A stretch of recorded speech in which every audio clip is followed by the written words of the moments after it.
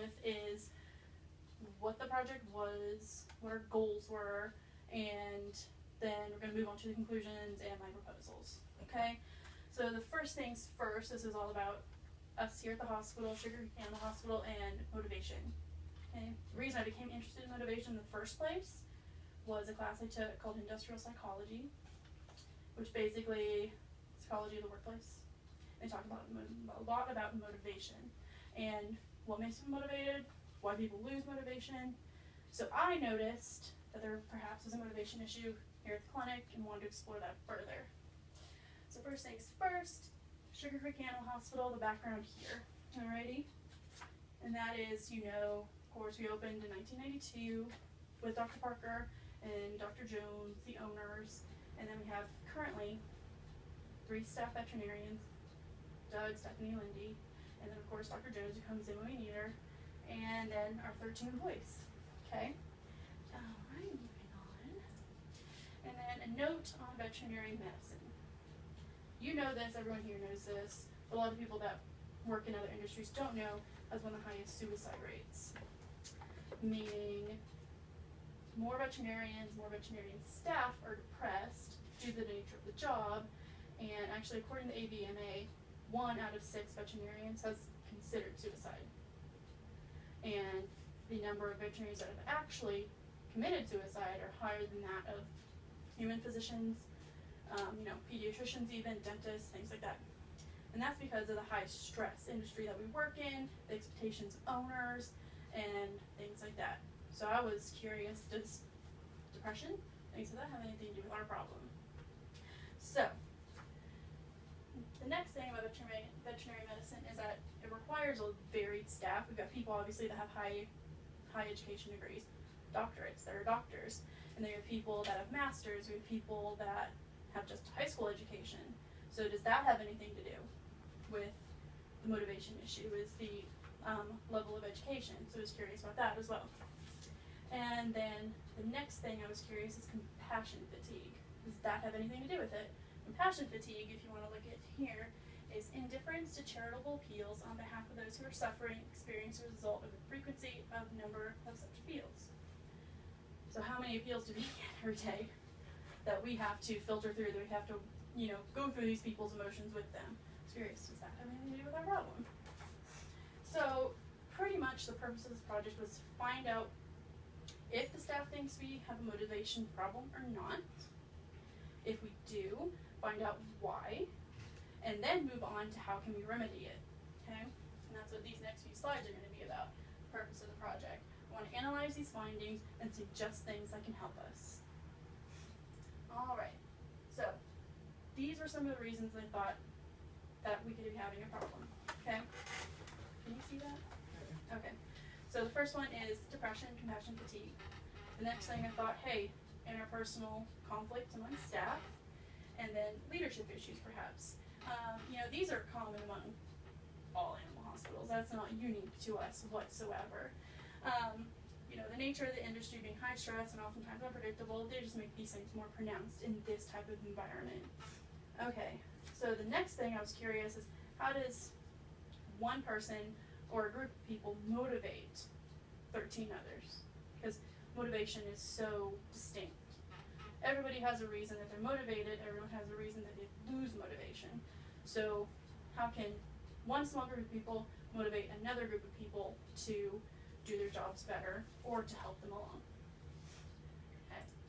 So the research methods, the first thing I wanted to do was an online survey. The reason I wanted to do that was because I wanted to keep it anonymous. I didn't want anyone to feel like they had to answer. I didn't want anyone to feel like I was going to be using them at all. So I left it up to them whether they do it or not, and I also left it anonymous. So I didn't see who answered what. All I know is how many people answered and what they answered.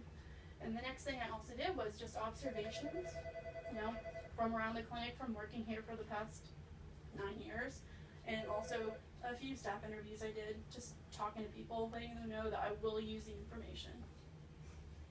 Okay, and this was a survey I put out. First thing I asked was length of employment. The reason I was interested in that was I wanted to see if there was a correlation between length of employment and lack of motivation. Next thing I did was, do you feel that there's a motivational issue among the staff of Sugar Creek? And I wanted to see whether they thought there was an issue or not. Because if more people answered, hey, there's no issue, then we would be moving on to a different topic. The next thing I asked is, do you feel motivational issues with yourself? Finally, I went on, how do you feel the lack of what do you feel the lack of motivation could be contributed to? And the things that I discussed before, the stressful environment, compassion fatigue, and the depression, those are all things that they could choose from. And then I asked, do you think that motivational policies would increase staff motivation? I wanted to see if they were even compliant to these type of ideas or not. Okay. Moving on to the next one. These were the findings. So as you can see, the length of employment. With the people that answered, there were 10 respondents to the survey out of the 15 or so staff members that we have here. 5 to 7 years and 7 years along were our largest year, meaning most of the people have worked here for quite a while. And then, do you feel there's a motivational issue at Sugar Creek? Most strongly agreed or agreed, which ties into the question of, is there a correlation between motivation and length of employment? Okay. And then, have you ever felt a lack of motivation at Sugar Creek? You can see, majority of people said, yeah, there is, with only 2 people saying, no, we don't feel there is. And then, what could be causing the lack of motivation? Now, this one is particularly an interesting question, because I allowed you to be able to choose more than one thing that might be causing it. You could choose all of them if you think it was all of them. So, looking here, interpersonal conflict, most people chose that, none people chose that. And then compassion fatigue being just 7, and then stressful work environment being 5. So with the outlier being depression, only 2 people chose that, which is good, which means, you know, we don't have a bunch of depressed people running around trying to treat patients all the time. But the bad thing about that is that means there's more of a chance that that could be a problem in the future if the problem doesn't get fixed. So, the next thing we're going to look at is, do you feel that motivational programs would help? The same exact amount of people that said, do you think that there's a problem, was 8. Same people said, do you feel that motivation programs would help?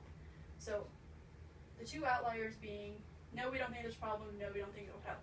Most of the people say, yes, there's a problem, yes, we want some help. Okay? The interesting thing about this is, though, when I was doing the interviews and also some comments on the survey, was that they were concerned that there's a leadership problem. Okay? Meaning they said something like, let's see it right here, it says when the boss is away, the staff will play. One thing they said, and another was lack of leadership in response to what could be causing motivational issues. So, in a staff interview, one person stated lack of leadership amongst staff and amongst management. So that we've got people that are concerned about leadership. So, leadership and interpersonal conflict. Those seem to be our 2 problems. Alright? These are my program recommendations. The first thing I'm going to look at is team building. As you know, in the past, we have done team building. As you know, in the past, it hasn't worked. It hasn't helped. So, what in the world could we do that would help? I propose that we repackage it as team bonding. Okay? Not team building where we all play a game in our break room at lunch, hoping that we will enjoy each other's presence again. I propose that we go out. We do something as a team, as a group, that has nothing to do with animal care, has nothing to do with team building. We just enjoy each other. Okay? I think that the reason that would help is because when you look at things we have done as a clinic that haven't had anything to do with the business, like the mannequin challenge, did you see that? I mean, that was fun. We had fun with it. We weren't worried about arguing with each other. Don't worry about patients for just a minute. And the rest of the day was pretty good. It was fun. And then when everyone went to the zoo, that was fun as well. Everyone had a good time. They came back, they had these shared memories that weren't conflicted. I think that would help a bunch. It's got to be fun. It got to allow us to relate to one another beyond work and the work stresses. Can I ask a question? Of course. Yeah. What do you do if people don't? Do you make it a requirement, or? I think that it should be known that it is 100% inclusive. If you want to be there, you should be there. That it's not just one group that can go. It's for everybody, and it's going to be as little stress as possible. You can't make people go. But it should also be noted the people that refuse these type of things, because those might be the outliers. Those people might be the ones that are holding everybody else back. And you need to look at those people and maybe try to figure out why are they not motivated. Okay, that could be a way of figuring out who's not motivated. The next thing I wanted to look at is a leadership program. Okay, because if people are worried about leadership, we need to figure out how do we include everybody. How do we make it so everyone feels like that their feelings are important? I propose each team member gets to take turns being a team leader. Perhaps as a motivation to do it, allowing a very small bonus to participate. And what would they do as team leader? As team leader, they would ask people, what do you feel is a problem? Do you have any concerns? Do you have any ideas of how we can make things better? And it doesn't have to be about motivational issues. It can be anything. Perhaps somebody that is too scared to come talk to you guys would talk to that person, you know? And are they a team leader for so long? Yeah, they're a team leader for just a few weeks. Okay, and then perhaps you guys have your doctor's meetings every so often. You bring that person in, or they write down their concerns and their ideas and they bring them to you. Okay, I mean, it wouldn't be a lot of work. It wouldn't really require any work outside of the clinic. All it would require is somebody taking initiative and helping other people to bring their feelings to the forefront. Okay, you know, it would be really a liaison between you guys and the staff. Okay. Okay, that's really, I think, is the best thing. It's just a liaison. It's not a big deal whatsoever. It's just helping the other staff members, you know, helping, and also make you guys look good in the fact that, hey, they care. They care about how we feel, you know? Yeah. You know, you guys know you care, but is that being conveyed to everybody else? And are you talking one team leader at a time? Mm-hmm. Okay. Unless you guys feel it's necessary to do more than one. Okay. You know, it's totally up to you guys. And, you know, the recommendations could be implemented immediately. It isn't anything that would have to take a lot of time. And then, you know, the next portion we needed to look at was program impact and cost. The cost would be limited to whatever it is that you guys decide we would do. So it could be as simple as everyone goes to a park, we have a potluck, something like that, or we pay for us to go do something. It's widely varies.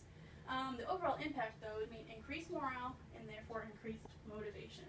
Morale has a big effect on motivation because it's day to day. If the morale is up, then motivation is going to be up.